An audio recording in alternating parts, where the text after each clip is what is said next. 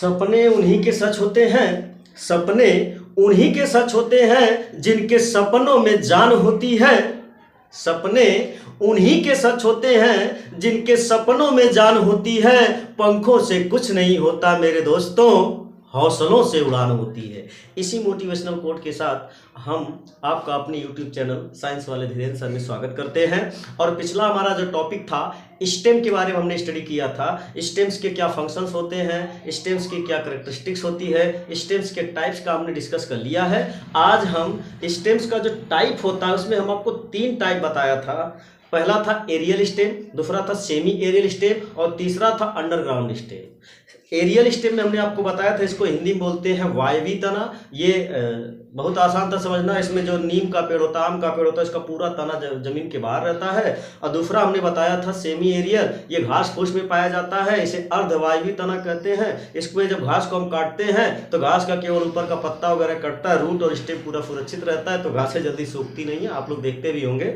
और तीसरा आपका होता है भूमिगत तना। इसमें हमने बताया था कि जितने भी स्टेम होते हैं उनकी तो कैरेक्टरिस्टिक्स होती है, वो फोटोट्रॉफिक होते हैं, जमीन के बाहर तो उनको आना ही आना है, प्रकाश की तरफ तो जाना है, लेकिन उसमें फल लगना होता है तो फिर जमीन के अंदर चले जाते हैं। और जो जमीन के अंदर चले जाते हैं तो उसमें नोड और इंटरनोड पाया जाता है, तो अंदर खूब अपना जगह बनाते हैं और जगह बना के ढेर सारे फल लगते हैं। सारे प्लांट्स के जो रूट्स स्टेम्स होते हैं जमीन के अंदर जाके ढेर सारा फल नहीं बनाते। कुछ ऐसे प्लांट्स होते हैं जो नीचे रहते हैं और एक ही फल बनाते हैं, एक ही फ्रूट बनाते हैं। तो अब इसमें जो टाइप्स है भूमिगत तना के, अब अलग अलग, क्योंकि ज़्यादा भी बनाते हैं कम भी बनाते हैं, नोड इंटरनोड का लाभ भी मिलता है नहीं भी मिलता है, तो इसलिए जो अंडरग्राउंड रूट्स हो जाता है उसके कुछ टाइप्स हो जाते हैं। तो आज की इस वीडियो में हम पढ़ेंगे कि भूमिगत तना यानी कि उन तीनों, जो वायवी तना थी, अर्धवायवी तना थी और जो भूमिगत तना थी, अंडरग्राउंड स्टेम था, उसके टाइप्स के बारे में यहाँ स्टडी करेंगे। और ये मोस्ट इंपॉर्टेंट क्लास आपकी रहने वाली है, क्योंकि यहाँ से आपको कॉम्पिटिटिव एग्जाम में आने वाले बहुत सारे क्वेश्चन, स्पेशल नॉलेज भी आपको देने वाले हैं। बहुत सारे क्वेश्चंस मिलेंगे जो कॉम्पिटिटिव एग्जाम में बहुत बार पूछे गए हैं। तो इन क्वेश्चंस को या इस टॉपिक को या इस क्लास को अच्छे से और ध्यान से समझने का प्रयास कीजिएगा। कोई भी डाउट रह जाएगा तो कमेंट बॉक्स में एक बार कमेंट कर दीजिएगा, हम कोशिश करेंगे कि उसका आंसर आपको इजीली दे पाए। अगर उस वहां पे नहीं दे पाएंगे तो आने वाली अगली वीडियो में आपको आपके क्वेश्चन का आंसर मिल जाएगा। तो चलिए शुरू करते हैं। आज हम डिस्कस करने वाले हैं टाइप्स ऑफ अंडरग्राउंड स्टेम। भूमिगत तना कितने प्रकार की होती है। तो जब हम भूमिगत तना की बात करते हैं तो उसमें सबसे पहला टाइप आता है ट्यूबर्स। ट्यूबर्स कंद। कंद क्या होते हैं? ऐसा तना जो जमीन के थोड़ा पहले बाहर निकलेगा फिर अंदर जाएगा, तो ये तो भूमिगत तना हुआ। तो अंदर जाने के बाद अगर वो गोल गोल हिस्से में कन्वर्ट हो जाता है, गांठ न बनाए, सिर्फ गोल गोल हिस्से में कन्वर्ट हो जाता है, फ्रूट बनाता है, तो ऐसी स्थिति को क्या बोलते हैं? ट्यूबर्स बोलते हैं। गोल गोल खाली बन रहा है, गांठ नहीं बना रहा है, तो उसको ट्यूबर बोलते हैं। लेकिन सरकंद क्या होता है, बल्ब क्या होता है? अगर वो गांठ बनाता है, एक अकेला गांठ बनाता है, तो एकदम सिंपल है, ज़्यादा समझने, ज़्यादा दिमाग लगाने की जरूरत नहीं है। इसमें क्या करना है, अगर गोल गांठ की तरह नहीं बनता है तो उसको हम क्या बोलते हैं? ट्यूबर्स बोलते हैं। जैसे आलू हुआ, ओल हुआ, ये जमीन के अंदर जाएंगे और गोल कन्वर्ट हो जाएंगे, गांठ की तरह नहीं दिखते हैं, तो ये हो जाता है हमारा ट्यूबर हो जाता है। ये किसमें पाया जाता है? ट्यूबर, कंद। पूछ लेगा आलू में कौन सा जो है स्टेम पाया जाता है, तो आप कहेंगे सर जो है इसमें तो अंडरग्राउंड स्टेम पाया जाता है। सही बात है। पूछ लेगा अंडरग्राउंड में कौन सा स्टेम पाया जाता है, तो आपका आंसर कौन हो जाएगा? ट्यूबर यानी कि कंद पाया जाता है। समझ में आ रहा ना? यही हाल ओल के साथ भी है। अगला जो आपका टाइप है भूमिगत तना का, वो है सलकंद। सलकंद, इसको इंग्लिश में बल्ब बोलते हैं।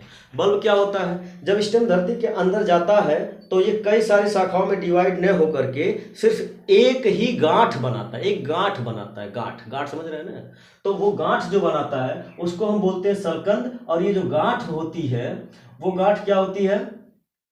ये प्याज में पाई जाती है और लहसुन में पाई जाती है। सिंपली समझो, अगर ना समझ में, गांठ का मतलब ना समझ में आए, तो ऐसा तना जो जमीन के अंदर भोजन तो बनाए, उसके नीचे से रेशा निकले। इसके नीचे देखिए, प्याज को उठा के देखेंगे, उसके नीचे, प्याज के नीचे रेशेदार एकदम छतरी की तरह, एकदम रूट हेयर की तरह दिखाई देता है। रूट हेयर होता है, वो दिखाई देता है आप लोगों को। तो इस तरह का जितने भी आपको स्टेम देखने को मिल जाए, उस तरह को हम उस सबको क्या बोलते हैं? फलकंद बोलते हैं। अब आप कहेंगे सर प्याज रूट है कि स्टेम है? तो हम पहले बताए थे, प्याज को अगर आप उखाड़ेंगे तो देखेंगे नीचे नुकीला नहीं मिलेगा आपको, इस तरह से नहीं मिलेगा, ये गोल मिलेगा। और जो गोल जमीन के अंदर मिल जाए वो स्टेम ही होता है। तो प्याज क्या? स्टेम है। लहसुन क्या? स्टेम है। इसके नीचे वो ऐसे ऐसे रहता है, ऐसे ऐसे। ये रहता है। तो ये वाला स्थिति इस स्टेम के नीचे अगर ये वाली चीजें देखने को मिल जाए तो आसानी से आप समझ सकते हैं, उसको हम क्या बोलते हैं, सलकंद बोलते हैं। अगर ये ना देखने को मिले, आलू में ये चीज नहीं देखने को मिलती है, तो वो क्या हो जाएगा, कंद। अगर ये चीज दिख गई तो सलकंद, ये नहीं दिखी तो कंद। सिंपली समझो, ज्यादा स्ट्रेस लेकर के क्लास को मत लिया करिए। ज्यादा स्ट्रेस लेंगे, ज्यादा डीप पढ़ाई करने का प्रयास करेंगे, दिमाग में लोड ले लेंगे तो फिर चीजें समझ में नहीं आती हैं। इन सब चीजें छोटा छोटा ट्रिक बना करके चीजों को समझते चलिए। उसके बाद आता है राइजोम। राइजोम को बोलते हैं प्रकंद। प्रकंद क्या होता है, धरती के अंदर ऐसा तना जो ऐसा तो नहीं होगा, गांठ की तरह होगा। फिर यहाँ भी गांठ बात कर रहे हैं, लेकिन इसमें कई सारी गांठें पाई जाती हैं। आप देखेंगे, अगर अदरक को लेंगे तो अदरक में देखें तोड़ तोड़ के कई सारे गांठ की तरह छोटा छोटा टुकड़ा मिल जाता है। यहाँ एक ही गांठ पाया जाता है, यहाँ पे ढेर सारी गांठें पाई जाती, तो ढेर सारा छोटा छोटा टुकड़ा निकल जाता है, तो उसे हम क्या बोलते हैं, प्रकंद बोलते हैं। और जो प्रकंद होता है या जो राइजोम होता है वो किस में पाया जाता है, हल्दी और अदरक दोनों में पाया जाता है। किसमें पाया जाता है, हल्दी और अदरक। ये तीन तरह के जो भूमिगत यानी कि अंडरग्राउंड स्टेम्स होते हैं, भूमिगत तना होते हैं, ये तीन प्रकार के होते हैं। पहला होता है कंद, कंद को इंग्लिश में क्या बोलते हैं, ट्यूबर्स बोलते हैं। दूसरा होता है सलकंद, सलकंद को इंग्लिश में क्या बोलते हैं, बल्ब बोलते हैं। और तीसरा होता है प्रकंद। कंद, सलकंद, प्रकंद, हिंदी में कंद, सलकंद, प्रकंद, ये तीन तरह के स्टेम्स पाए जाते हैं जो जमीन के अंदर पाए जाते हैं, भूमिगत तना के प्रकार हैं। और इसको इंग्लिश में क्या बोलते हैं, ट्यूबर्स, बल्ब्स और राइजोम। ट्यूबर्स, बल्ब और राइजोम्स बोलते हैं। ये जो ट्यूबर्स होते हैं ये जमीन के अंदर केवल गोल हो जाते हैं।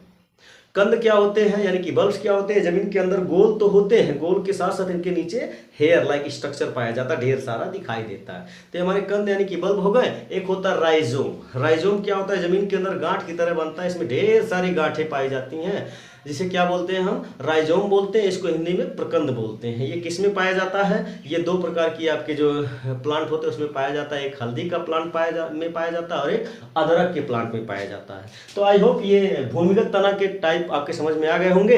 अब इससे रिलेटेड, इसमें से रिलेटेड कुछ जो क्वेश्चंस हैं जो कॉम्पिटिटिव एग्जाम में पूछे जाते हैं उनको दिमाग में जरूर रखिएगा। ये स्पेशल नॉलेज के रूप में आप लोग दिमाग में रख लीजिएगा। अगर अभी से आप लोग याद कर लेंगे, प्रिपेयर कर लेंगे, तो आप लोगों के फ्यूचर के लिए बहुत बेहतर होगा। यह हर कॉम्पिटिटिव एग्जाम में पूछे जा सकते हैं। तो पहला इसमें जो दिया है स्पेशल नॉलेज में हम नोट किए हैं, बताए हैं आप लोगों को, इसलिए लिख देते हैं ताकि आप स्क्रीनशॉट ले लेंगे। तो स्क्रीनशॉट लेने से आपको नोट बनाने में ज़्यादा परेशानी नहीं होगी। और ये मत सोचिएगा कि हम हिंदी में लिख देते हैं तो इंग्लिश में इसका कोई मतलब नहीं, हम हिंदी में इंग्लिश नहीं पढ़ा सकते, नहीं। हमारे ज़्यादातर स्टूडेंट्स क्या है ना, बाइलिंगुअल है। बाइलिंगुअल मतलब हिंदी जानते हैं, इंग्लिश जानते हैं। इंग्लिश अच्छी तरह से नहीं जानते, बस कहते हैं हम इंग्लिश मीडियम में पढ़ रहे हैं। उनको लगता है कि हम इंग्लिश मीडियम में तो पढ़ रहे हैं, लेकिन totally English to English conversation ना तो वो कर पाते हैं और ना ही इंग्लिश टू इंग्लिश को वो लिख पाते हैं पूरी तरह से। तो और कुछ हमारे हिंदी मीडियम के भी स्टूडेंट्स हैं जो क्लास लेते हैं। तो ऐसी स्थिति में हमें हिंदी में और इंग्लिश में दोनों में कोशिश करते हैं कि बाइलिंगुअल क्लास चलाया जाए। और बेहतर भी होता है, चीज़ों को हम समझने में अपनी लैंग्वेज जो होता है नेटिव लैंग्वेज बोलते हैं, मातृभाषा में चीज़ें जब समझते हैं तो ज़्यादा चीज़ें समझ में आती है अच्छे से। तो इसमें जो स्पेशल नॉलेज है, इसमें सबसे पहला है आलू में जो हमारा आलू होता है। आलू को आप देखते होंगे जब खोद के निकालते हैं आलू को, तो आलू का जो कलर होता है वो नॉर्मल कलर जो हमारा होता है वो भूरा होता है, तो उसमें तो कोई बात नहीं है, वो तो हमारा फ्रेश आलू होता है। कुछ आलू आप देखते होंगे जमीन के थोड़ा सा ऊपर रह जाता है, वो ग्रीन कलर में रह जाता है, ग्रीन ग्रीन आलू दिखाई देने लगता है। वो जो आलू में ग्रीन कलर आता है, आलू जो हम खोद के निकालते जमीन के अंदर से, उसमें जो ग्रीन कलर रह जाता है उसमें क्या पाया जाता है, सोलेलिन नाम का एक एंजाइम पाया जाता है, सोलेलिन। इसी के कारण आलू का जो कलर होता है वो ग्रीन होता है। तो याद रखिएगा, पूछ लेता है आलू का जो कलर होता है किसके कारण होता है, तो वो सोलेलिन के कारण होता है। और तथा कभी कभी आप देखते होंगे आलू जब खुद घर पे लेके आते हैं खरीद के, तो मम्मी कहती है बड़ा वाला आलू मत लेके आना। क्यों कहती है नहीं लेके आना बड़ा वाला?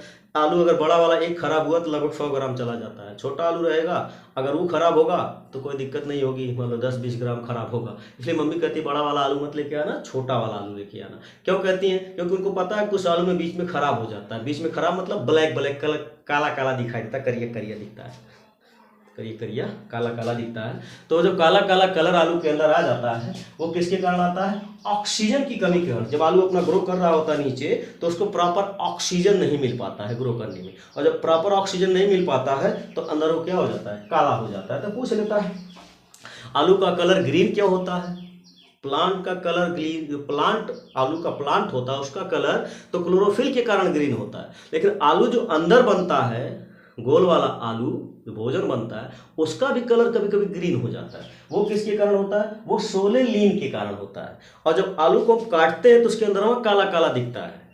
तो घर पे बनाते हैं तो काला काला जो दिखता है उसको मम्मी निकाल के बाहर कर देती हैं, लेकिन ये जब समोसा वाले बनाते हैं तो बड़ा वाला आलू रहता है उसमें काला काला दिखता है, तो उसको फेंकते नहीं है, बड़ा नुकसान हो जाता है ना, तो करिक्का उरिक्का सब उसी में डाल के बना के और दे देते हैं। हम लोग जाते हैं उसको बाकूट के खा जाते हैं, देखबो नहीं करते हैं, देख भी जाते हैं तो सोचते हैं इतना महंगा समोसा लिए फेंक दे। बहुत सारे ऐसे लोग होते हैं।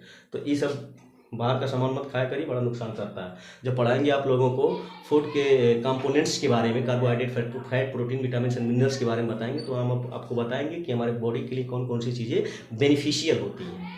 समझ में आ रहा है ना? ध्यान समझिए। तो आलू किसके कारण आलू का कलर ग्रीन हो जाता है? सोलेनिन के कारण। और उसके अंदर जब कालापन आ जाता है, सड़ जाता है, उसको क्या बोलते हैं, किसके कारण होता है? वो ऑक्सीजन की कमी के कारण होता है। चलिए अब बात करते हैं प्याज को। जब प्याज को हम काटते हैं या छीलते हैं तो हमारी आंखों से आंसू आने लगते हैं। तो हमारी प्याज को काटने या छीलने पर आंखों से आंसू किसके कारण आते हैं? कुछ तो चीज होती होगी। तो उसमें एक चीज होती है, इसे क्या बोलते हैं? Sulphonic acid. क्या बोलते हैं? Sulphonic acid. सल्फोनिक एसिड ही क्या करता है, जब हम प्याज को काटते हैं तो सल्फोनिक एसिड प्याज में से रिलीज होने लगता है और हमारी आंखों में जाता है, तो जलन क्रिएट करता है। जब जलन क्रिएट होता है, बर्निंग बोलते हैं जलन को, इंग्लिश में बर्निंग क्रिएट करता है, तो उसकी वजह से हमारी आंखों से आंसू आने लगता है, हमारी आंख रिएक्ट करने लगती है। आपको पता होगा आंखों में हमारे एक रिसेप्टर पाया जाता है, इसे क्या बोलते हैं?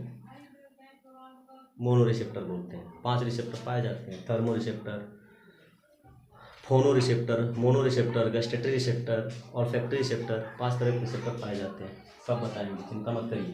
तो यहाँ पे जो सल्फोनिक एसिड पाया जाता है प्याज में, इसके कारण हमारी आंखों से आंसू निकलते हैं। और ये जो तीसरा पॉइंट है, लहसुन की बात करते हैं, तो लहसुन में एक एलिसिन पाया जाता है। क्या पाया जाता है? एलिसिन। इसी एलिसिन की वजह से, ये जो एलिसिन होता है, इस एलिसिन में एक एलिमेंट पाया जाता है, इसे बोलते हैं सल्फर, यानी कि गंधक। सल्फर को क्लियर से केमिस्ट्री पढ़ाएंगे, सब बताएंगे, सल्फोनिक एसिड वगैरह क्या होते हैं, सब समझाएंगे। लेकिन जहां जिस चीज की जरूरत है, जितना एक्सप्लेन करने की जरूरत है हम उतना एक्सप्लेन करेंगे, ज्यादा एक्सप्लेन करने का कोई मतलब नहीं है। तो लहसुन में एलिसिन नामक एंजाइम पाया जाता है, जिसकी वजह से एलिसिन, इसी की वजह से इसमें गंधक पाया जाता है। और जिस भी चीज में गंधक पाया जाता है, सल्फर जिस भी चीज में पाया जाता है, वो चीज बदबू करती है, स्मेल करती है, बैड स्मेल करती है। तो इसी की वजह से इसमें महक पाई जाती है। और जो सबसे चौथा पॉइंट है हमारा, हल्दी कहा जाता है कि इनमें एंटीबैक्टीरियल नेचर पाया जाता है। कैसा नेचर? एंटीबैक्टीरियल नेचर पाया जाता है। यानी कि हम हल्दी को अगर अपने बॉडी में लेते हैं तो हमारे बॉडी में जितने भी बैक्टीरिया होंगे, हार्मफुल बैक्टीरिया होंगे, इनको किल करने का काम करता है। कौन? हल्दी। इसलिए कहा जाता है ना, मॉर्निंग में दूध पियो तो दूध में थोड़ा सा हल्दी डाल के घोल लिया करो। और जब हल्दी डाल के घोल के पियेंगे तो हमारे बॉडी में जितने भी जितने भी बैक्टीरिया वगैरह है उनको ये क्या कर देता है? किल कर देता है। पेट को पूरा क्लीन कर देता है। स्टमक को क्लीन करने के लिए हल्दी बड़ा काम का चीज़ होता है। और हल्दी हमारे स्किन को भी क्या करता है? प्रोटेक्शन प्रोवाइड करता है। हमारे स्किन में भी एक तरह से अट्रैक्शन आ जाता है, जैसे लस्टर आ जाती है, चमक आ जाती है अगर हल्दी का हम यूज करते हैं तो इसीलिए तो शादी विवाह में देखते हैं 2 दिन 3 दिन पहले खूब हल्दी लगाया जाता है। हल्दी लगाने से क्या हो जाता है? स्किन में एक लाइट आ जाता है, चमक आ जाती है। और इसकी ज़रूरत भी होती है अट्रैक्शन के लिए। रिप्रोडक्शन पढ़ाएंगे तो बताएंगे वहाँ पे।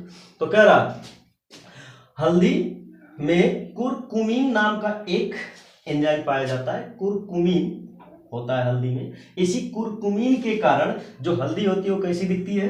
पीली दिखती है। तो क्वेश्चन पूछ लेता है, हल्दी का रंग पीला किसके कारण होता है? तो कुरकुमीन के कारण होता है। आलू का रंग हरा किसके कारण होता है? सोलेनिन के कारण होता है। प्याज में गंध किसके कारण आती है? सल्फोनिक एसिड के कारण आती है। लहसुन में जो गंध आती है वो किसके कारण आती है? गंधक के कारण आती है। और गंधक किसमें पाया जाता है? एलिसिन में पाया जाता है। हल्दी का जो कलर होता है वो पीला किसके कारण होता है? कुरकुमीन के कारण होता है। और ये जो कुरकुमीन होता है ये इतना स्ट्रांग एंजाइम होता है, इतना स्ट्रांग एंजाइम होता है जो कैंसर जैसी बीमारियों से भी लड़ सकता है। अब आप सोच लीजिए, हमारे घर में एंटीबैक्टीरियल नेचर वाला ये जो हल्दी है ये कितने काम की चीज होती है।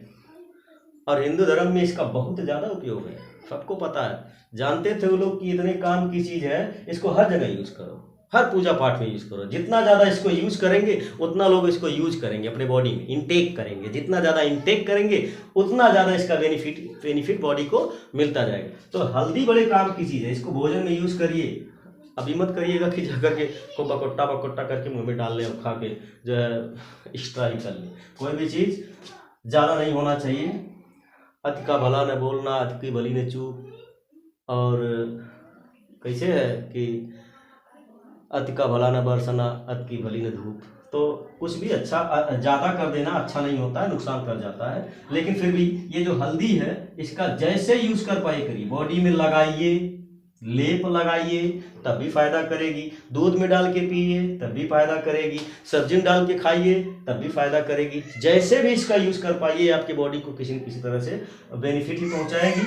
और आपको कैंसर की भी अगर कोई वो थोड़े बहुत चांस बनते हैं तो वहाँ उससे लड़ने में ये क्या करती है, हेल्प करती है। अभी नहीं समझिएगा कि हेल्प करती है तो कैंसर हुआ है किसी को तो हल्दी लगा दो तो ठीक है, नहीं, लड़ने में हेल्प तो करती है लेकिन पूरी तरह से क्योर नहीं कर सकती अगर बीमारी हो गई है तो आज की ये क्लास स्टेम वाली आपकी समाप्त हुई। अब कल आपका कोई भी या तो आपका लीफ शुरू कर देंगे, या तो सीड शुरू करेंगे, या तो फ्लावर शुरू करेंगे। देखते हैं कल कौन सी क्लास इसके लिए ठीक रहती है। इसके बाद जो क्या करना है ना, एक स्टेप होना चाहिए। स्टेप जो फटीक बैठेगा उसी स्टेप वाली क्लास को हम आपके सामने ला के रख देंगे।